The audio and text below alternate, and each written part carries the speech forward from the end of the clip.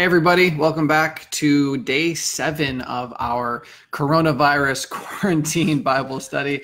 I hope this has been a blessing to you. I know that not all of you can meet with us during the Facebook Live time, but if you can make time to do that, it'd be really great to interact with you. For example, I'm going to ask a question this morning, and anyone on Facebook Live can feel free to type in their answer, and I hope you will. I know that sometimes our schedules don't always match up, and that's totally fine. I hope if you're enjoying this from Truth.Love.Parent.com/Bible class, great. If you're watching this on YouTube, that's awesome. Just know that we do love to interact with you guys and connect with you personally. So thank you so much for watching this, and thank you to those of you who are typing out their things on Facebook Live. My wife enjoys when you guys are on there. It gives her something to do because, there she is. This is what she's waving at. There she is, waiting to say hi to you on Facebook Live. All right, so 7 days in, we're probably about a little over halfway through. I think by the time we're done today, we'll be halfway through with our study. So I hope this has been a blessing to you and will continue to be a blessing to you. Last time we talked about the tongue, and we talked about our communication, and we talked about the fact that, man, oh man, it's a big problem, our words and how we use them. And the Bible said that we could not tame our tongues. It's completely untamable. And yet, everything that we've learned about faith and works and the fact that God expects us to grow and be matured and change into his image gives us the impression that we should be able to tame our tongues. So is that a contradiction? What is it? And last time I asked you to go to James chapter 3, verses 13 through 18, and to read that in preparation for today's part of the study. And while you were there, you should be able to find out how the tongue can be tamed. If you did figure that out, you can go ahead and type in your answers into Facebook Live. If you did not figure it out, you can look at the answers other people type in, and as we go through our lesson today, you will discover it along with all of us, how exactly we can tame the tongue, because it's super important that we do. We can't just talk however we want. I'm a Christian, and this is who I am. This is how God made me to be, so I say it how it is, or the other ridiculous excuses that we use. We need to make certain that our tongues conform to God's truth, but the only way to tame it is a very specific way. All right, so let's start by reading verses 13 through 18 of James chapter 3.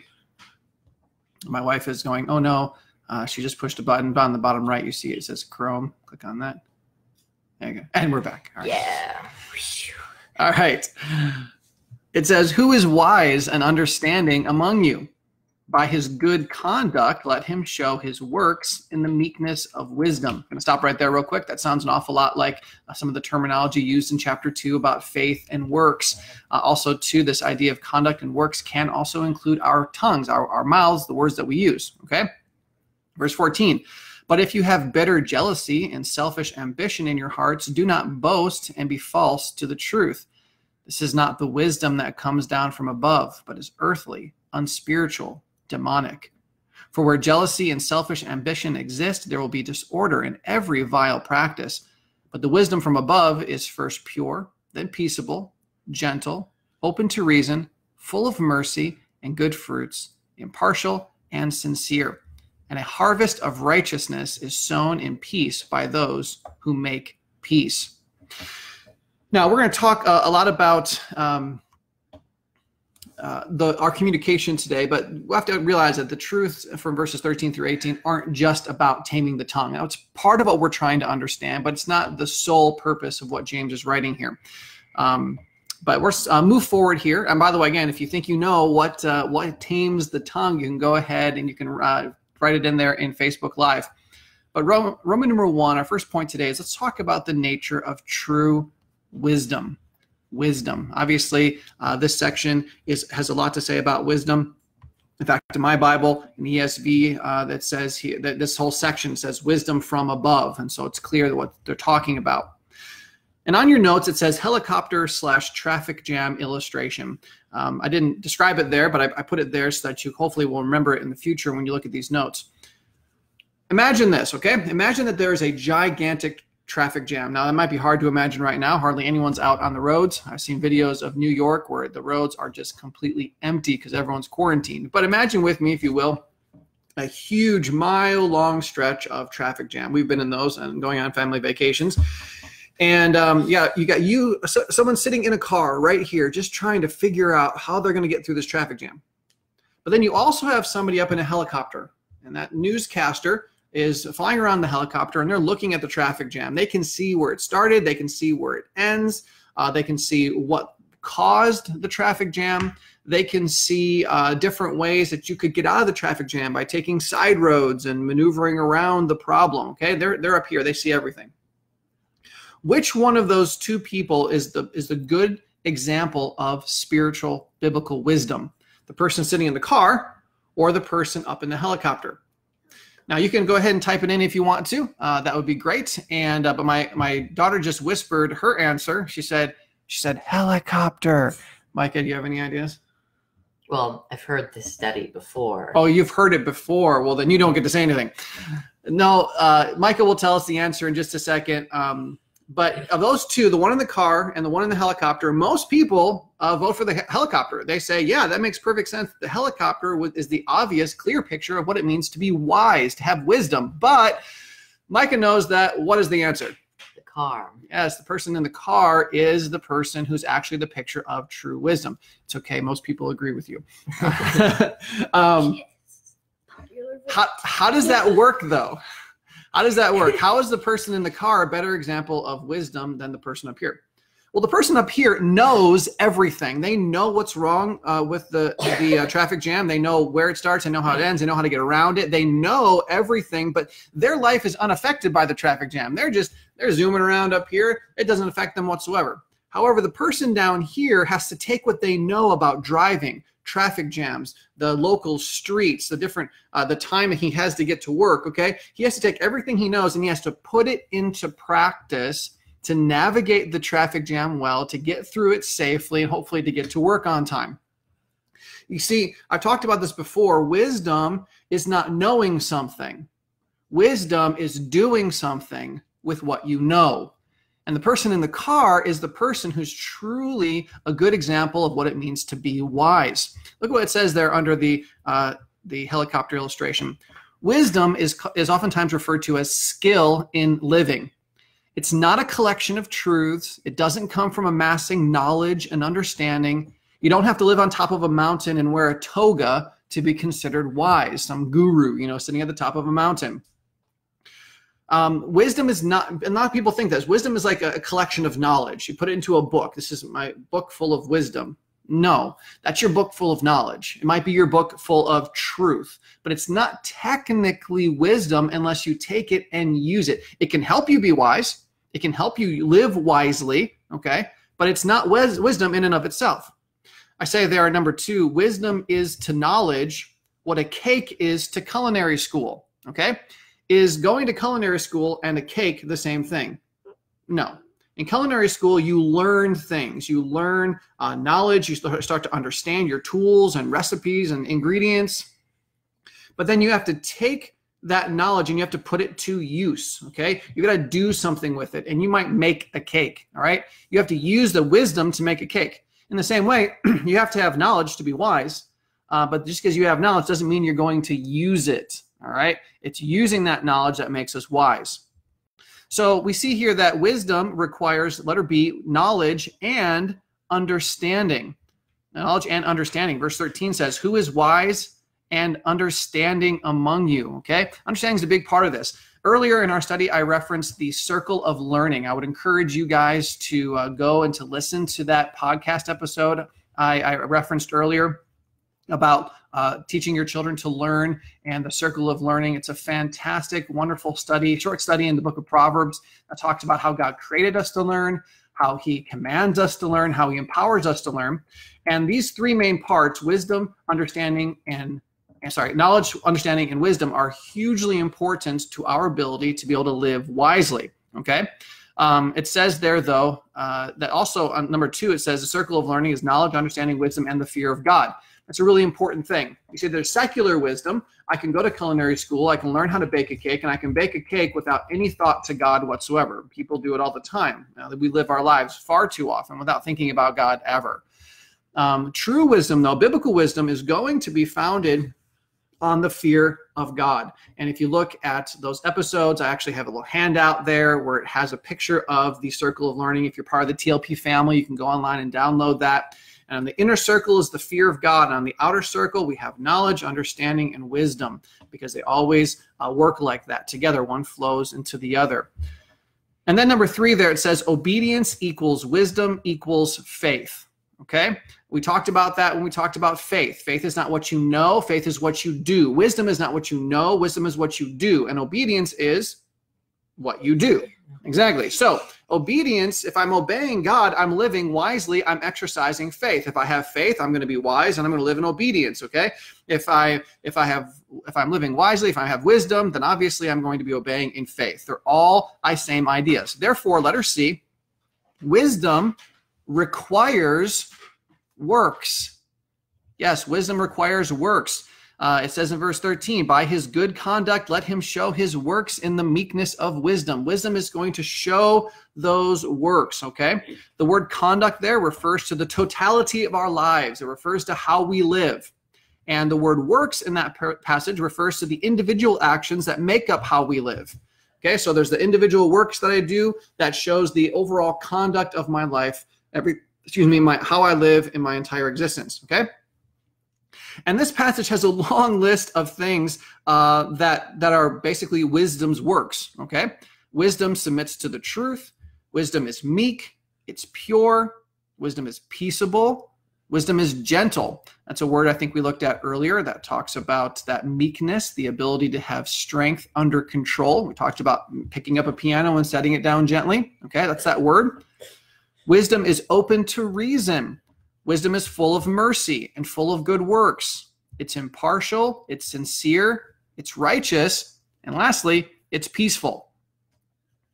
Now, we could go through this list one by one and really spend a lot of time digging into and understanding it. And unfortunately, that's not the nature of this Bible study. This is just an overview of the book of James. Oh, don't turn the pages yet. Go back because we need to look at the list a little bit more. But I want you to think about this.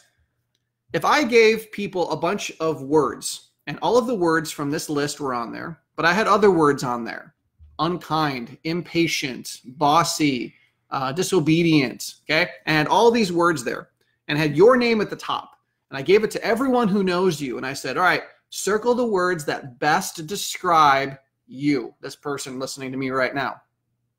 What would your family and friends say? Would they say, oh my, he, she, definitely. They submit to truth. They're meek. They're pure. They're peaceable. They're gentle. They are open to reason. They are full of mercy. They're full of good works. They're impartial. They're sincere. They're righteous. And they are peaceful. Would people say that about you? If they wouldn't say that about you, or if they would have some mixed reviews, we have to acknowledge the fact that you would not be considered wise, or at least not wise all the time. Okay, so that's a really important thing we need to do. James is helping us to see ourselves for who we really are. This is one of the first things that we need to do as children of God and as part of the New Testament church. We've got to understand who we are before God and how we're supposed to be living in relationship to Him.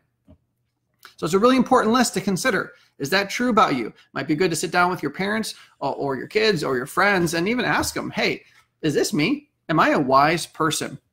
Moving on. Now you can turn your page. Yeah.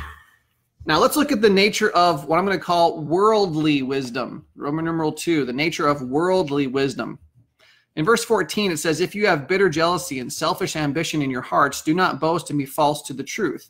This is not the truth that comes down from above, but it is earthly, unspiritual, demonic. This is earthly wisdom, okay? We see bitter jealousy, selfish ambition, boasting, falsehood. We see that it's earthy, which means it really doesn't care about God's things. All it cares about is the stuff down here. It's unspiritual. He uses the word demonic, all right? Disorder is also part of this. We see in verse 16, and general vile practices also in verse 16. If we have worldly wisdom, wisdom that's not founded on the fear of God and His truth, this is how we'll be living our lives. And guys, let's just be honest. Far too often we see too much jealousy at home.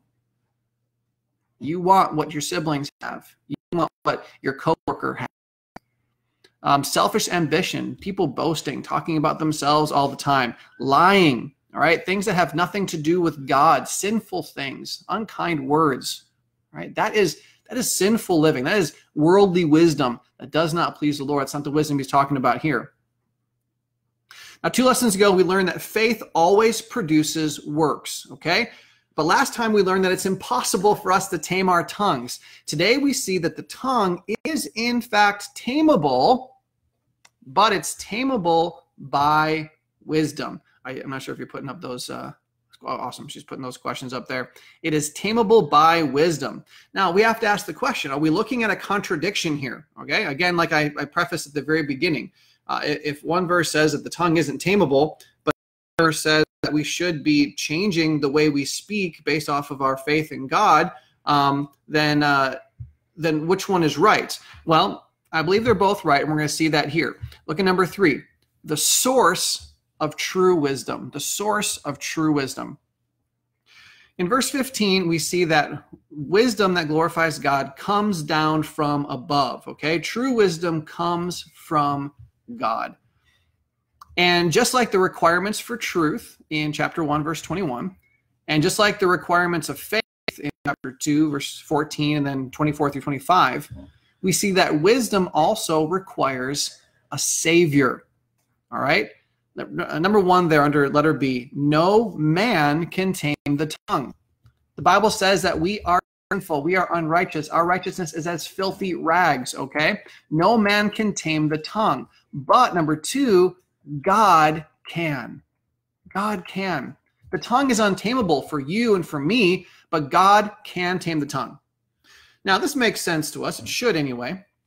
I train dogs. I've trained my dog. I've helped train other people's dogs. I love to do that. I'm pretty good at it. But you know what? I've never trained a tiger. I love tigers, but you put me into a pen with a wild tiger, and I'm going to do something very smart, and that very smart thing is going to get out of that cage as quickly as possible with my life and my limbs intact. Because I don't know how to train a tiger, and that would be foolish for me to try to train that tiger no matter how much I like tigers, okay? It doesn't even matter. I can't train a tiger, all right? In the same way, we might be good at doing certain things, but we cannot tame our tongues. Only God can do that. If you have speech that is not Christ-honoring, you're always running your mouth, even when people are sick and tired of hearing it. You're always unkind. You're speaking impatiently. You speak greedy, covetous words. You lie. You're rebellious and disobedient with your words, okay? If that is your problem, and that describes, I think, most children and even a lot of adults, okay? If that is your problem, you have to understand that you can't fix it. Only God can. You need to work with God. You need to invite him into your life so that this problem can be worked out. Now, we don't treat God like a genie in a bottle, like, oh, God, I have a problem with my tongue. Can help me, do my thing. We obviously want to follow Christ because he is awesome. He deserves our worship and our lives, all right? But we have to understand that if we are truly interested in changing the way that we speak, it's going to have to happen through God in his way and for his glory, or it's not going to happen. These concepts are not a contradiction, okay? We cannot tame our tongues, but God can if we wisely submit to his truth. So let's look at our conclusion, point number 4. Time and again in the book of James, all right, he shows us that we will do nothing more than fail in this life if we live in our own power. Now, this flies in the face of pretty much everything you're going to hear out in the world with the world's, what I like to call, failure philosophies, okay? The American dream and our individualism and our liberties. Most people in this modern world like to think that I can do it on my own. I can pull myself up by my bootstraps and I can succeed on my own power. I don't need anyone else telling me what to do. I don't need God. I can do it by myself. And I tell you what, this whole quarantine coronavirus thing, I think, is a really powerful tool that God is using to show people that they are not in control, that they are not as powerful as they think they are. People are scared right now because they realize they can't trust their governments, they can't trust their health professionals, they can't trust themselves to stay well. They're doing everything they can, and they're realizing it's just not always working. Some people are saying, I'm doing my part. I'm doing everything I'm supposed to do. And all you other people who aren't obeying the rules, you're going to be the reason I get sick. And they're scared because they are not in control. That's a very important thing they need to realize. None of us are in control. God is in control, and we can't do anything without his power. We can't pull ourselves up by the spiritual bootstraps. We've got to rely on God's strength to be able to do this. We see from the very beginning of the book of James, we can't survive suffering. Suffering has no purpose. Suffering is a scary, awkward, ugly thing for us without God. We're also doomed to live a lie. Truth comes from God, and without God, we can't know truth. We can't live in truth. We have nothing else to embrace but the lie of sin and this world. We can't also be wise without God.